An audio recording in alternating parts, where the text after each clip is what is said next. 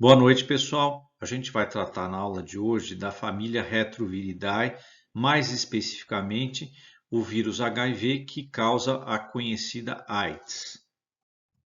E para seguir nessa aula aqui, eu tenho aquele meu famoso roteirinho aqui, então eu vou dar uma breve introdução em contexto, um pouquinho de histórico, taxonomia viral, vou falar sobre a estrutura do vírus e a replicação do vírus, que são fundamentais, e aí, já enganchado nisso, eu vou falar um pouquinho sobre a patogenia dessa doença. Vou dar alguns dados epidemiológicos, descrever o diagnóstico, o tratamento e a prevenção, e com isso a gente encerra a nossa aula. Ok? Então vamos começar aí com a introdução e contexto. Então, aqui alguns conceitos e definições. AIDS é uma sigla que significa Síndrome da Imunodeficiência Adquirida. Tá? Isso aí vem do inglês e é o nome da doença. O nome do vírus é HIV, que é vírus da imunodeficiência humana. Tá? E aqui também tem o nome dele em inglês, que deu origem a esta sigla aqui, o HIV. E esse vírus aí, o que ele afeta? Ele afeta basicamente algumas células específicas do nosso sistema imunológico, especialmente os linfócitos TH, conhecidos como CD4+, e o HIV ele destrói ou ele induz a destruição dessas células. E como essa é uma célula central para a montagem da resposta imunológica, eu acabo comprometendo as nossas defesas e a pessoa acaba ficando suscetível a doenças oportunistas. E são essas doenças oportunistas que vão acabar matando a pessoa se ela não tiver em tratamento. A grande característica da AIDS, né, é a pessoa passar a apresentar sucessivas infecções oportunistas, como eu disse, e essa doença não tem cura, ou seja, uma vez que o vírus infectou você, ele não vai sair nunca mais. Apesar dessa sentença meio sombria, a gente consegue hoje controlar o vírus na base de terapia antirretroviral, né? São medicamentos químicos que interferem na replicação e hoje a gente pode dizer que quem tem AIDS e está tomando de forma correta a medicação, basicamente leva uma vida normal. Tá? E o que se diz é que, em termos de longevidade, essas pessoas têm praticamente quase a mesma longevidade de uma pessoa normal. Tá? Então a gente conseguiu normalizar com as custas de remédios, né, de medicamentos, a situação de quem tem o vírus HIV. Então, ter AIDS não é uma sentença de morte mais, como já foi um dia. E aí um breve histórico aí sobre a AIDS.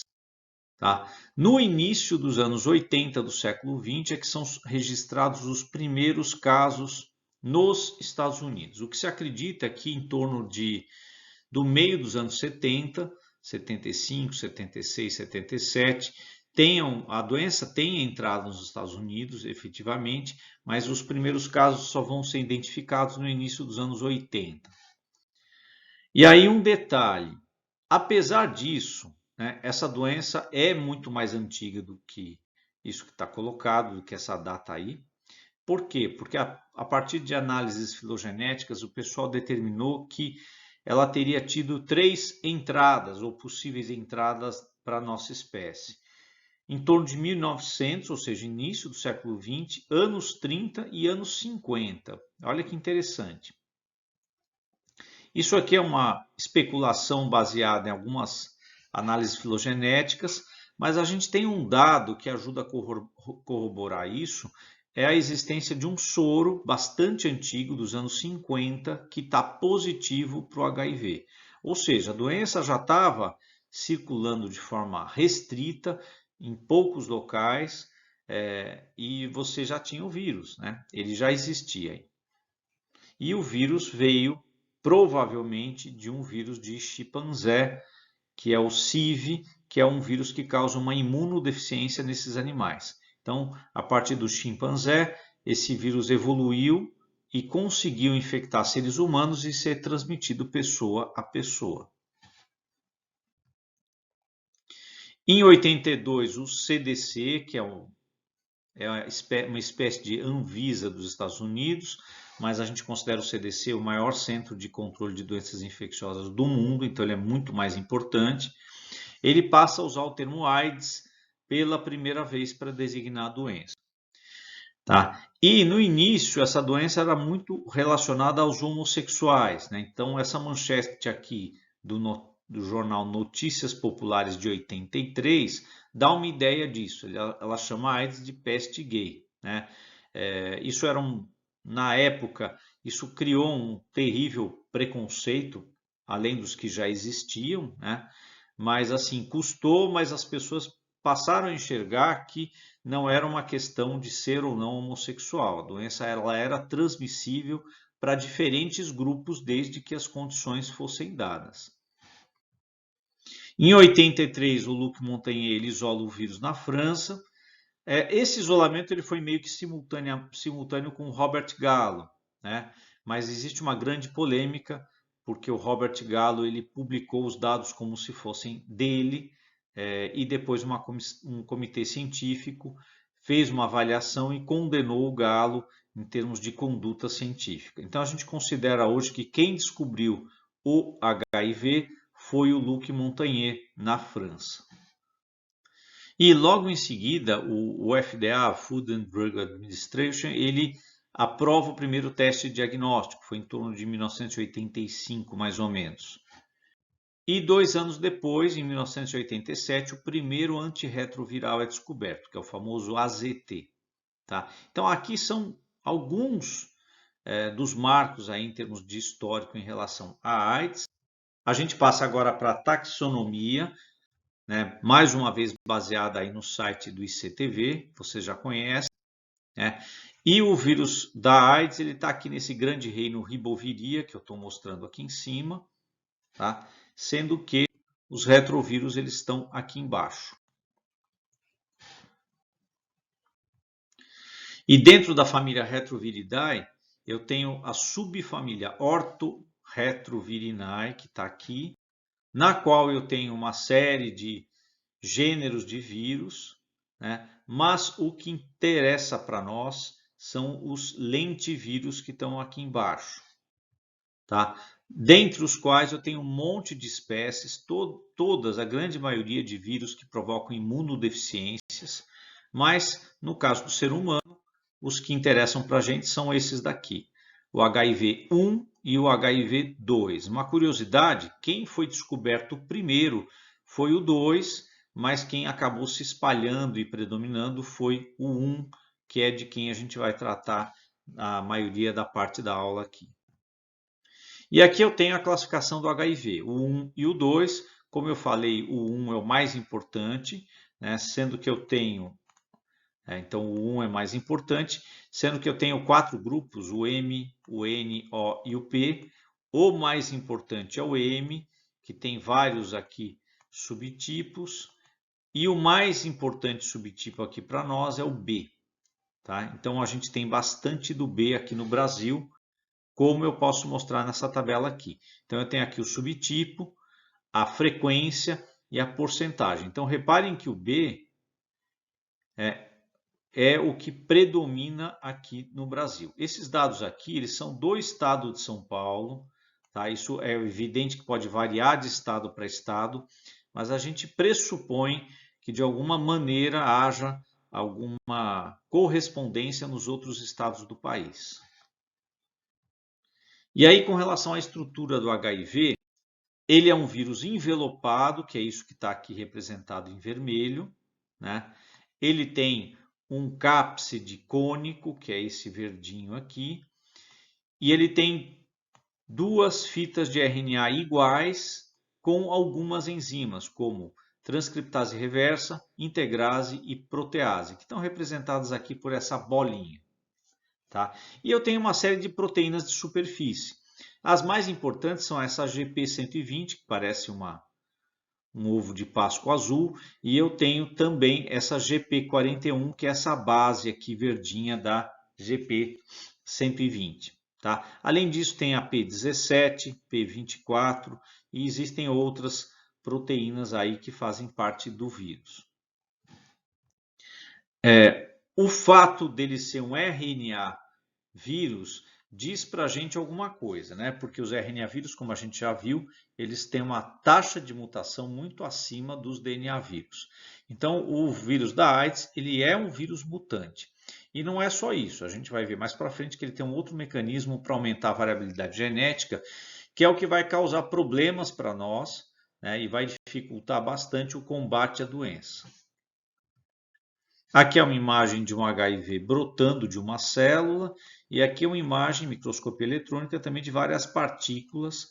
Dá até para ver o cápside meio cônico que ele tem aqui e essa bola aqui é o envelope em torno dele. E a replicação deste vírus segue um sistema bem mais complexo do que outros vírus, mas o que eu vou fazer aqui é simplificar bastante essa replicação. Tá? E eu vou pegar aqui a célula-alvo dele, que é o linfócito T CD4+. Tá? Essa imagem aqui é uma imagem em microscopia de varredura, colorida por computador. O que está em azul é um linfócito e essas bolinhas amarelas aí são o vírus brotando desta célula aqui. É uma imagem bastante bonita. E eu tenho aqui o vírus e o linfócito CD4+. Então, o vírus ele vai se encontrar com a célula, vai se chocar com a célula mecanicamente, ele vai fazer a adsorção usando a GP120 e o receptor do CD4, ele penetra, sofre desnudamento, então ele libera o RNA viral junto com as enzimas dele, e uma das enzimas, essa aqui, ó, transcriptase reversa, isso é bem importante, ela vai fazer uma coisa bastante incomum. Ela vai transcrever o RNA viral em DNA viral. Então, o que ela faz é exatamente isso. Ele é um vírus RNA, mas ele tem uma enzima que transcreve esse RNA viral em DNA viral, que está aqui. E a partir daí, esse DNA viral vai até o núcleo, como eu estou mostrando aí, e ele vai ser incorporado ao genoma celular pela enzima integrase, que está aqui. Então, olhem que interessante, o genoma desse linfócito aí, ele vai passar a ter uma espécie de alien dentro dele, porque ele vai passar a ter um genoma de vírus, compondo o seu próprio genoma. E a partir daí você não consegue mais tirar o vírus, ele vai ficar para sempre nesse linfócito. Então, eu tenho aqui o genoma do vírus incorporado. E a partir daí, se esse linfócito um dia ele sofrer uma ativação, ou seja, se ele encontrar o antígeno contra o qual ele foi feito, ele é ativado, ele sofre uma espécie de clonagem, então ele vai fazer cópias dele mesmo, vai passar de 1 até a 100 mil cópias e todas as cópias vão ter o vírus incorporado. Olha aqui, por quê? Porque ele é parte do genoma da célula a partir de agora. Então, todas as cópias vão ter o vírus. E, além disso, a célula que é ativada, ela vai estar com a síntese proteica intensa. Então, essa célula vai produzir um monte de partículas virais, cada uma das células. E esses vírus que estão sendo liberados por esse linfócito vão invadir outros linfócitos que não estão infectados ainda. E assim, a infecção ela vai se alastrando pelos linfócitos T CD4. Ela vai induzindo a destruição desses linfócitos e o número deles vai caindo. A partir do momento que ele cair abaixo de um certo nível, eu começo a ter com frequência doenças oportunistas. Tá? Aqui é um esqueminha de livro, vamos dizer assim, da replicação. Então o vírus faz a adsorção aqui, ele penetra na célula, sofre desnudamento, é transcrito em DNA viral, vai até o núcleo, é incorporado aqui no núcleo, ó, a integração, e a partir daí ele vai ser transcrito em RNA de novo, que vai fazer proteína aqui no citoplasma. Aí eu vou ter montagem do vírus e o brotamento do vírus aqui pela membrana. Então é a mesma coisa que eu coloquei, com mais detalhe e um esquema mais formal. E aqui é uma tabelinha que mostra uma série de coisas interessantes. Se a gente perceber aqui no eixo X, eu tenho tempo em meses após a infecção. E aqui eu tenho uma contagem que é extremamente importante, a contagem das células CD4. Por quê? Como eu disse, a partir de um certo número, né, essa célula vai decaindo. E a partir de um certo número que ela decai, eu começo a ter sucessivas infecções oportunistas. Então, olhem só, nas primeiras semanas eu vou ter um pico do vírus, tá? Então, aqui em verde eu estou tendo um pico do vírus. Então, ele está infectando uma série de linfócitos, está produzindo progênie viral e eu encontro muito vírus na corrente sanguínea. Ao mesmo tempo, o CD4 está num nível normal aqui, próximo de 800. Mas ele já começa a cair aqui, tá? E a partir de uns 2, 3 meses eu começo a produzir anticorpos anti-HIV, que é essa linha azul que está aqui. Então, anti-HIV, né? Os anticorpos anti-HIV, especialmente contra a proteína GP120. O que acontece? Existe uma fase aí que é a chamada fase de linfadenopatia crônica, em que a pessoa começa a sentir febre, mal-estar e aumento de linfonodos. Então essa é uma fase que pode perdurar por alguns meses, né? Enquanto isso, eu continuo com o título de anticorpos, ele até aumenta, tá? Mas as células CD4 elas vão caindo, ó, elas estão despencando. E o que acontece? Elas começam a despencar num nível perigosamente baixo quando elas ficam abaixo de 200 células, tá? Abaixo disso, eu começo a ter algum tipo de disfunção imunológica, mas ainda não com doenças. Logo em seguida, quando despenca mais um pouquinho, eu começo a ter algumas doenças de pele e mucosas oportunistas. E em seguida, quando cai um nível muito baixo, eu começo a ter doenças de oportunistas devido à imunodeficiência sistêmica. Tá? Então esse quadrinho ele ilustra bem isso e repare o seguinte, os anticorpos eles começam a cair aqui a partir de um certo ponto porque o sistema imunológico está muito debilitado e o vírus volta a se multiplicar como um louco a partir daqui. Então esses gráficos aqui eles ilustram as diferentes fases aí da doença. E dentre as doenças mucocutâneas ou sistêmicas que aparecem nesta fase aqui em que você já tem uma imunodeficiência muito bem estabelecida, eu tenho tuberculose, tá? Tanto pelo Mycobacterium tuberculosis quanto o Mycobacterium avium disseminado, que é uma coisa muito incomum na nossa espécie. Eu tenho pneumonia pelo Pneumocystis gyrovese, que é um fungo, tá? É um fungo muito oportunista, raramente ele causa doença em pessoa imunocompetente. Passo a ter também encefalites por Toxoplasma gondii, que é um protozoário. Passo a ter meningite criptocócica, pelo Cryptococcus, que é uma levedura, é um fungo também. Passo a ter doenças por citomegalovírus. O citomegalovírus é um grupo de herpes vírus que é tipicamente oportunista. Então, ele passa a se aproveitar e causar doença nessas pessoas que estão comprometidas. E desenvolvo também candidíase mucocutânea, que é algo que a gente já viu na aula de Cândida. Tá? Então, essas são algumas das mais importantes doenças, mas não são as únicas. E a transmissão, já aproveitando que a gente falou de patogenia, uma vez que o vírus está nos linfócitos e ele sai de um linfócito e vai parasitar outro, e isso é tudo no sangue, né? Eu acabo tendo uma carga muito grande dos vírus no sangue, mas eu também tenho carga de vírus no esperma, também tenho na secreção vaginal e também tenho no leite materno. Então, o que acontece? Tudo que está relacionado a isso comporta aí um risco de transmissão, né? Todos esses fluidos corpóreos aqui, eu tenho que ter a introdução deles no corpo de outra pessoa. Então, por isso que a transmissão vai se dar como relação sexual, hétero ou homossexual, tá?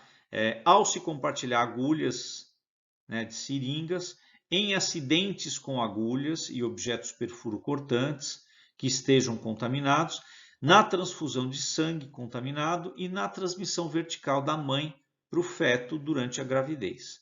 Tá? Também pode ocorrer durante o parto e também durante a amamentação. Então, tudo isso aqui ilustra a síntese das principais vias de transmissão. Então, reparem que, especialmente para o pessoal da área da saúde, que vai manipular inúmeros pacientes, e às vezes você não sabe se a pessoa tem ou não tem AIDS, vai tirar sangue ou vai introduzir drogas na corrente sanguínea dessa pessoa, existe um risco evidente e óbvio de você ter um sangramento e entrar em contato com esse sangue. Então, toda a manipulação necessariamente deve ser feita com luvas e com o máximo de cuidado possível, porque o sangue de uma pessoa HIV positiva, ele pode sim transmitir AIDS para outra pessoa, tá?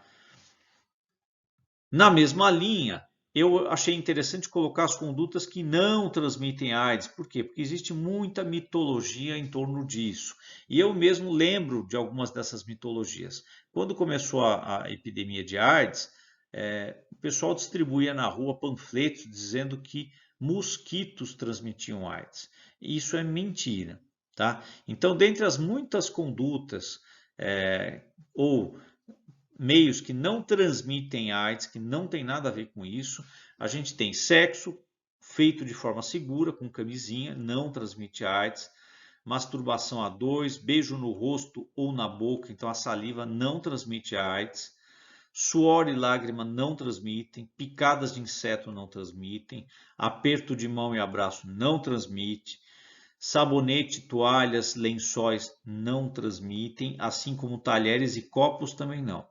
Assento de ônibus também não transmite. Piscinas, banheiros e quem doa sangue também não transmite, né? É evidente que quem recebe sangue, se esse sangue não foi testado, a pessoa corre risco, mas quem doa não. E não se transmite pelo ar também. Então, nada disso aqui faz sentido em termos de transmissão relacionada à AIDS. E aí uma pergunta que eu vou deixar aqui. Um indivíduo HIV positivo pode dispensar as medidas preventivas se for ter relações sexuais com outro indivíduo HIV positivo? Né? Trocando em miúdos, eu tenho um sujeito que tem AIDS, ele quer ter relações sexuais com outro sujeito que também tem AIDS. Aí ele pensa assim, bom, como os dois têm AIDS, não preciso tomar precaução nenhuma. Os dois já têm a doença mesmo, não vai fazer diferença. Isso está correto ou não? Esse tipo de raciocínio. Vou dar 5 minutos para vocês pensarem um pouquinho. 5 segundos, aliás. Bom, já passou o tempo, então vamos à nossa resposta. Não, né? Não faz sentido, isso não deve ser feito. E esse é um detalhe que tem uma sutileza muito interessante. O que que acontece? Se por acaso uma das pessoas pegar, que já está com AIDS, pegar o vírus da outra pessoa, ela vai ter o risco de que as suas células tenham uma co-infecção por 2 HIVs diferentes. Isso aqui é muito parecido com o que a gente já viu para coronavírus. Olha só. Então eu tenho uma célula infectada por 2 HIVs diferentes. Eles introduzem o RNA deles, que é um RNA fita positiva, simples. Esse RNA ele vai ser transcrito pela enzima transcriptase reversa e ela pode começar a transcrição em uma das fitas e subitamente pular para outra fita e continuar a transcrição na outra fita. Então, o resultado disso é que eu vou ter um DNA viral com uma mistura do vírus azul e do vírus laranja. Então, o que que eu fiz? Recombinação genética. E esse é um dos problemas que a gente tem. Por quê? Porque se o sujeito que resolve fazer sexo sem proteção, ele está tomando coquetel anti-HIV e está funcionando, ele pode dar azar de ter relações sexuais com uma outra pessoa que tem uma linhagem de HIV resistente às drogas. E aí ele vai ter uma recombinação nas células dele e o HIV dele, que era responsivo, deixa de ser responsivo e a doença começa a causar estrago nele. Ele vai continuar tomando o coquetel e não vai adiantar nada. Então, esse tipo de decisão é uma decisão extremamente equivocada que põe em risco, né, a pessoa, porque tem a possibilidade de eu ter uma emergência de um recombinante, que pode ser mais resistente ou pode ser mais virulento, tá? Ou uma combinação dos dois, dando aí o pior dos mundos. Agora vamos falar um pouquinho só de epidemiologia para dar uma ideia aí do impacto da AIDS na nossa sociedade. Até hoje, tá? Isso aqui são dados da UNAIDS. Mais de 75 milhões de pessoas já foram infectadas pelo HIV, desde que a epidemia começou. E mais de 35 milhões já morreram de AIDS. Tá? De AIDS, que significa o quê? Morreu de doença oportunista ocasionada pela imunodeficiência causada pelo vírus. Tá certo? Atualmente a gente tem quase 40 milhões de pessoas vivendo com AIDS no mundo. Tá? No ano de 2020 foram infectadas 1,5 milhão de pessoas e mais de 650 mil já morreram de AIDS no ano de 2020, esse ano em que a gente começou com a pandemia de Covid-19. E eu tenho um contingente substancial de 27,4 milhões de pessoas com acesso à terapia antirretroviral. Tá? Isso é um avanço enorme, porque muitos anos atrás eu tinha um contingente muito inferior, e como a gente aumentou esse contingente, isso dá a ideia de que a gente consiga um dia controlar um pouco melhor essa doença. Aqui é um mapa mostrando algo que a gente observou em relação à AIDS, a interiorização da AIDS, que saiu de grandes cidades localizadas no litoral e ganhou o interior do país. Então olhem esses mapas aqui, cada bolinha vermelha representa aí pontos onde você tem casos de AIDS registrados. E como que é o diagnóstico desta doença?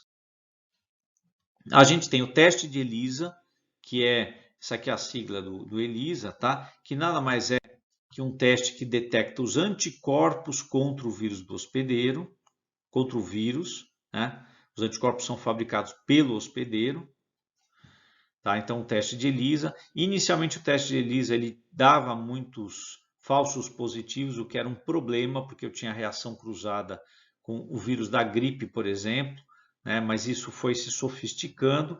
A gente desenvolveu outros testes diagnósticos, como o teste de Western blot, que faz o quê? O teste de Western blot, ele pega uma fitinha de nitrocelulose e impregna com alguns das proteínas e glicoproteínas do vírus. E aí você mistura isso. Eu uso também a amostra do paciente, que tem os anticorpos, uso também um anticorpo especial conjugado com uma enzima e uso o substrato dessa enzima. Tá? Como é que essa reação se dá? Eu tenho aqui a fita de nitrocelulose, eu misturo com o soro do paciente, incubo. Aí os anticorpos do paciente se ligam em algumas proteínas do vírus, se o paciente tem anticorpo para o HIV. A gente faz uma lavagem, em seguida eu jogo esse anticorpo aqui, que tá com uma enzima. Esse anticorpo ele é um anticorpo, então ele se liga nos anticorpos que estavam ligados aqui, ó. Olha só. Lavo e jogo por fim o substrato. Esse substrato ele reage com esta enzima amarelinha aqui, que está na cauda do anticorpo. E ele dá uma mudança de cor que a gente enxerga como uma banda. Então, quando eu tenho bandas de pelo menos uma glicoproteína e uma proteína, eu dou o resultado como positivo para AIDS. Outra técnica muito usada é o RT-PCR, que é uma amplificação de ácido nucleico do vírus. Eu tenho alguns testes rápidos que atualmente hoje estão disponíveis também no Brasil. Tá? Aqui é um exemplo do teste rápido, que é feito com sangue ou com saliva, tá? E aí a gente tem aqui um exemplo de leitura desse teste. Aqui é positivo, você tem aqui uma banda que aparece se for positivo, depois de você coletar material. Essa banda de cima é um controle do teste, então é um controle positivo. Então, assim, aqui eu tenho a prova positiva, a pessoa está com AIDS, e aqui eu tenho uma prova negativa, ela não está com AIDS. Por quê? Porque aqui eu não tenho a banda, né, relacionada à amostra desta pessoa. Tá? E o resultado sai relativamente rápido, 20 a 40 minutos. E eu tenho também um teste para quantificar a carga viral, tá? Que a gente chama de HIV quantitativo ou qPCR ou PCR em tempo real. Isso aqui é importante para fazer o acompanhamento das pessoas que estão tomando a terapia antirretroviral para você determinar o número de partículas de vírus que estão circulando. Tá? Então, esse é um acompanhamento quantitativo. E com relação ao tratamento, como a gente viu, em 1987 a gente tem o aparecimento do AZT, que é a primeira droga contra o HIV. Mas, felizmente, graças a muita pesquisa, surgiram muitas outras drogas. Então, a gente tem algumas categorias de drogas hoje que são inibidores de entrada, tá? Que é o caso do Fusion. Tá?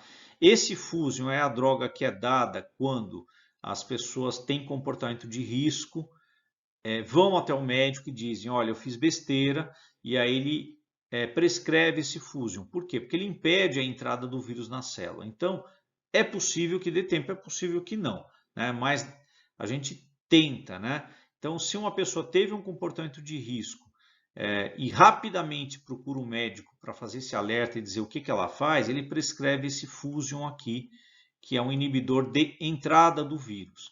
Porque aí, se o vírus não entrar na célula, ele pode ser eliminado por outros elementos da resposta imune e aí, eventualmente, a pessoa não se infecta com o vírus da AIDS.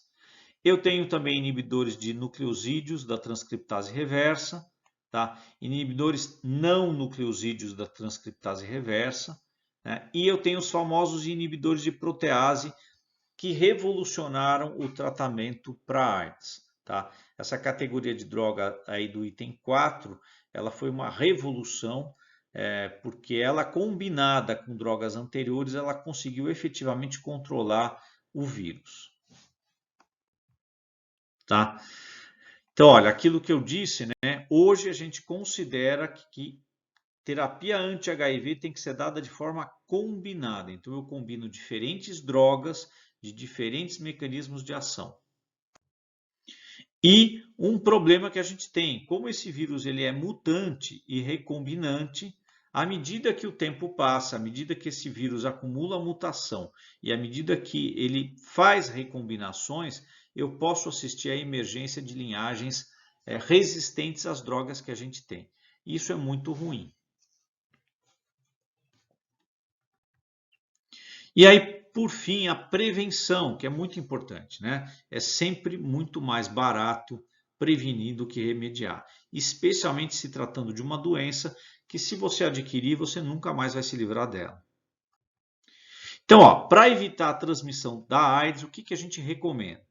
Uso de preservativo durante as relações sexuais, a utilização de seringas e agulhas descartáveis para quem é usuário de drogas, uso de luvas para manipular qualquer ferida ou líquido corpóreo, tá? Bem como testar o sangue para os bancos de sangue, para que você não tenha um caso em que a pessoa vai receber sangue e ela acaba recebendo sangue que está contaminado com HIV. Então, essa testagem aqui é fundamental. Além disso, as mães que estão infectadas pelo vírus da AIDS, elas precisam tomar terapia antirretroviral para impedir que o vírus se multiplique e minimizar ao máximo a passagem do vírus para o feto, tá? E não podem amamentar seus filhos. Então, aqui são algumas das principais medidas preventivas em relação ao HIV e à AIDS. Com isso, a gente chega aí ao fim da nossa aula. Fica aí uma dica para vocês. Existe um filme no YouTube que chama E a Vida Continua. É um filme que passou nos cinemas há muito tempo atrás, há mais de 30 anos atrás, talvez uns 25 anos atrás, e ele conta a história da AIDS, tá? Bem o grande início aí da história da AIDS. É um filme muito bonito, muito bacana, e ele é relativamente fidedigno ao que aconteceu. Então, eu não tenho como passar esse filme em aula, ele é muito longo, tem 1h40 de duração, mas fica a sugestão para que vocês assistam, tá ok? Então, por hoje é só. A gente tem depois uma testagem e aula síncrona para tirar dúvidas, tá ok, gente? Então é isso. Até mais.